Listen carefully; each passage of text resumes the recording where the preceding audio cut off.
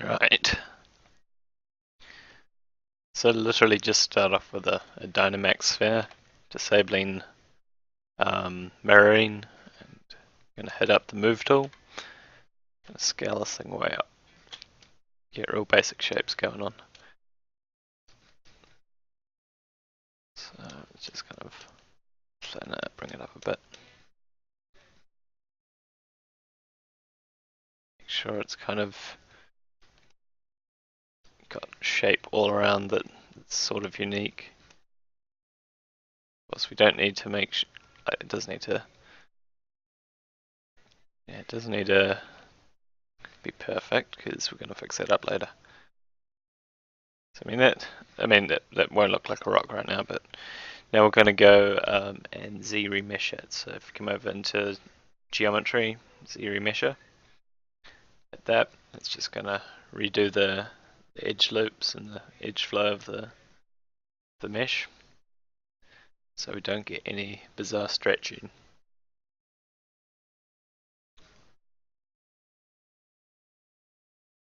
Right, so that's that done. Now I'm going to hit BTD and go into trim dynamic. I'm just going to kind of munch up these edges a bit. Again, this is just a real rough pass, so you just kind of tap your stylus, make it super faceted.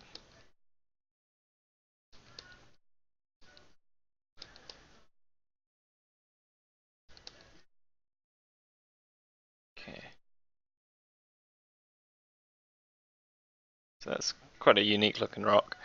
We can just subdivide it once, and this time I'm going to hit B and H for H polish.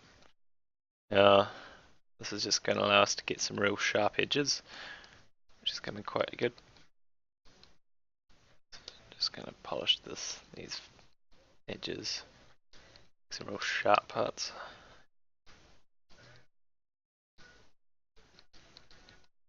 Okay, and just kind of lightly tapping on the mesh. We don't need to go all out, because otherwise that will create huge holes in the mesh, which will not look nice. Also zoom out quite a bit and just shove the brush size way up. Give us some really big flat surfaces. Right.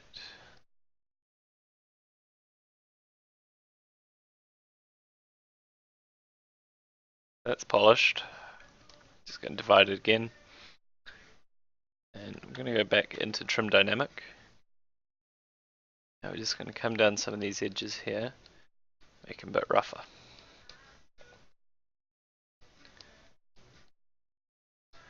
You can go a bit harder this time.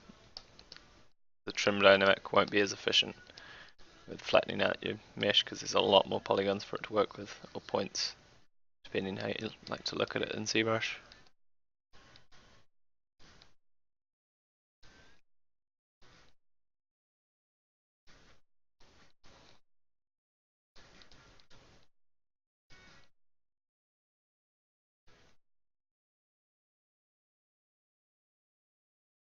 And you don't need to be exact with this. These rocks will be, like the poly count will be really low. The normal maps will be tiny. Just all around these things you won't be seeing half this detail. However, it is a good idea to at least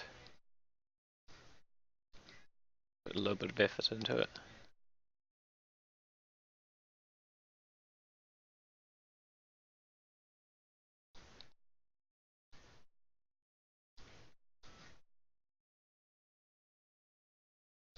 Right, so we've almost covered this entire thing.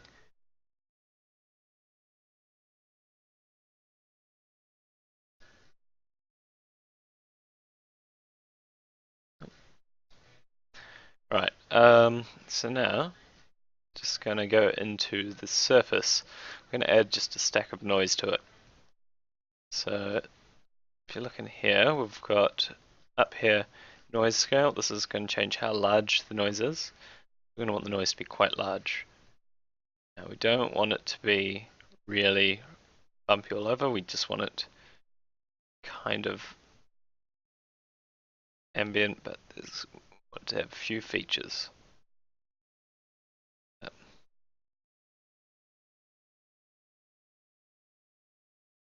That's probably a bit too intense. So we'll go with that. We'll, actually, let's subdivide it once more. And then we'll add this noise. So now we've got all this noise over it, but it's everywhere. So we're just going to take the H polish brush again. Just going to kind of lightly polish a few areas so that the bumps are mostly only in the center of faces and on the very edges.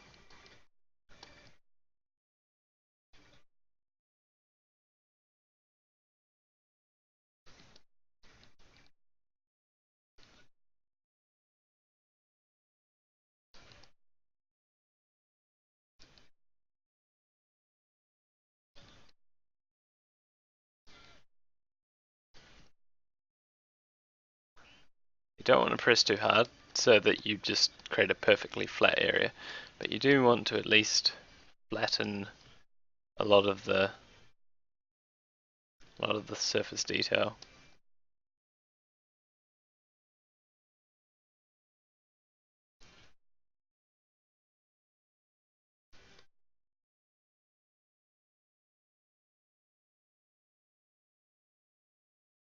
Okay, so I've pretty much covered it all.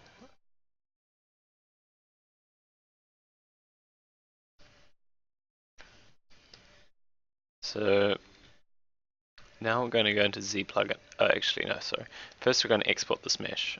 I'm going to just call it small rock, and this is going to be number 1. So I'm going to label it A, and it's the high poly. So I'm going to put H.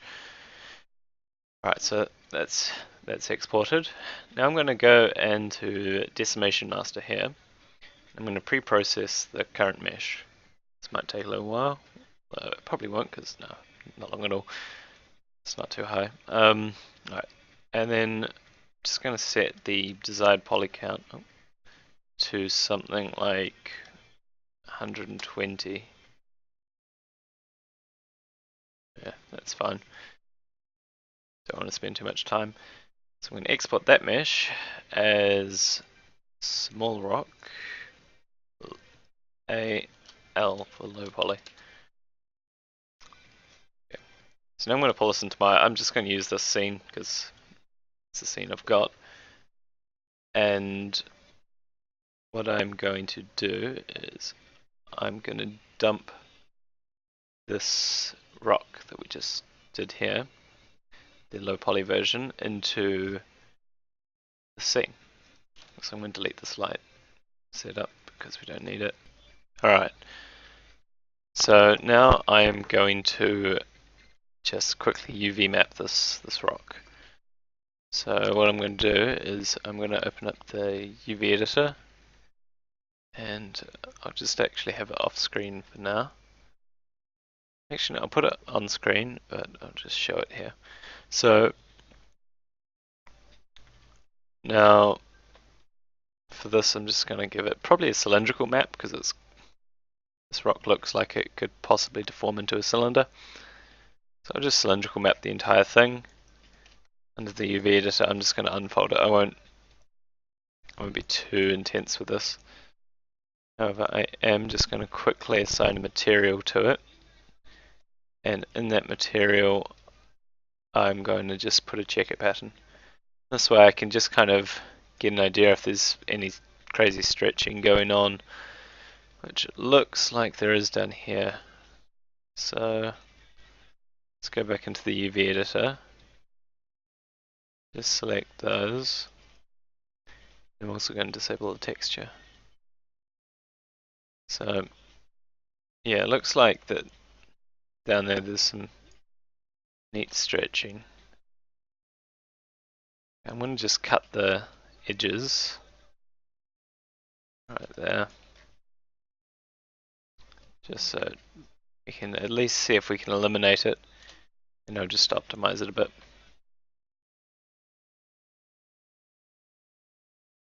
Now this doesn't have to be my specific, it can be done in any 3D software. However, I'm doing it in Maya. Alright, just scale the UVs up how you would normally do it, and we're going to bring in the high poly. So let's drop the high poly in there. Also get rid of this material off the low poly because I don't like it.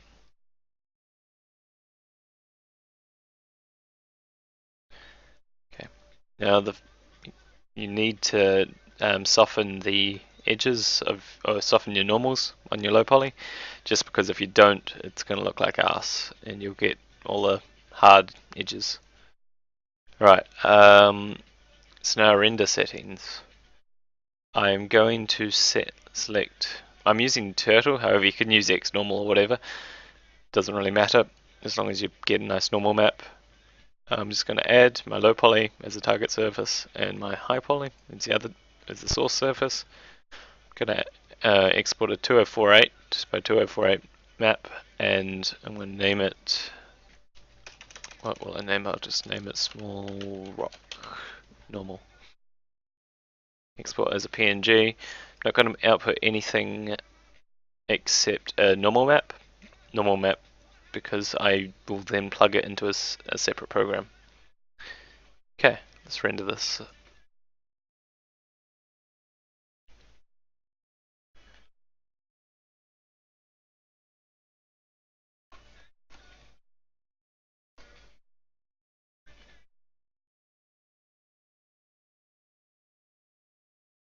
Okay, there we go. However, actually, I just noticed something on the UV map of the low poly is we can probably merge this edge here, just because it's silly having a floating edge like that. So let's re-render that quickly.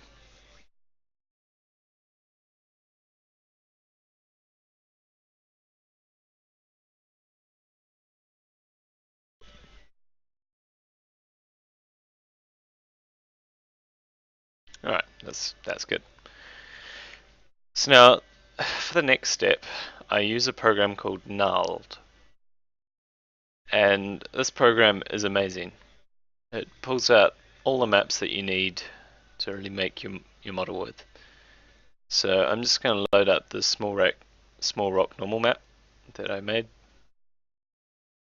It's going to pull it in here. Now, as you can see, we've got a height map, normal map, derivative, AO, cavity, convexity, and transmission. I don't know what transmission does.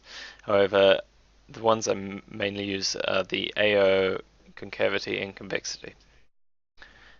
Yeah,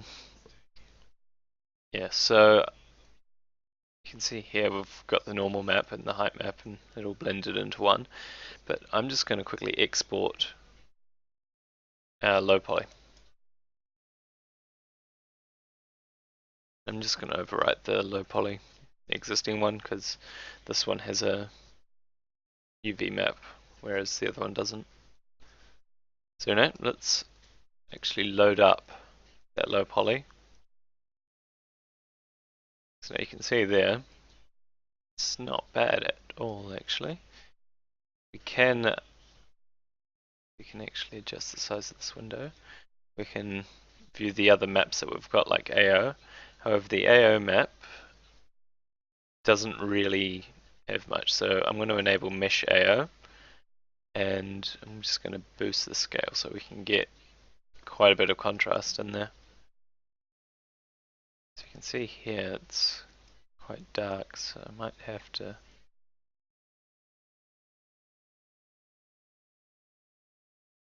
actually, it's only there for Mesh AO. So actually, yeah, I'm going to ignore the Mesh AO and I'm just going to use the normal AO. And that looks dark enough for me. So I'll just export all these maps. They inherit their parent, the normal maps name, so they'll probably be called small rock underscore n underscore AO convexity concavity whatever. Anyway, now this is where we pull it all into Photoshop, so ignore this. Just drop in maps that we just exported. create a new image, and we'll just drop these other things in. The height map isn't really necessary for this particular piece, just because it's when we aren't doing anything that actually needs height. We can use it just to darken up areas, however it's pretty silly, so I'll just ignore it for now. Right, now we need a base rock texture. So I'm just gonna find one to use. I'm gonna use this one. Oh wait. Okay, this is another problem with Photoshop. Dang it. So my image mode is currently in grayscale, so I need to change it to a kind of normal texture. So this rock really doesn't need to be 2048, so I'm just going to change it to 1024, and that way I can use these rock textures which I've got sitting here. Now for some reason Photoshop brings in these rock textures as a tiny thumbnail, even though they are 1024 maps. Okay, let's drag that to the bottom. And I'm feeling lazy, so I'm just going to multiply this crap. Oh, wrong layer. And this way we can just get just highlights. And this one, I'm probably going to set this one to linear dodge. That way we can get the kind of edge highlights, which is quite nice.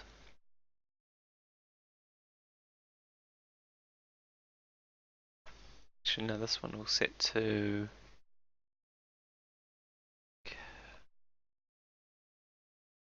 doesn't really do much. Okay, now let's just leave the cavity map. Now the color, like the level of this rock, it's not really, it's too intense really for my liking, so I'm just gonna adjust the colors a bit.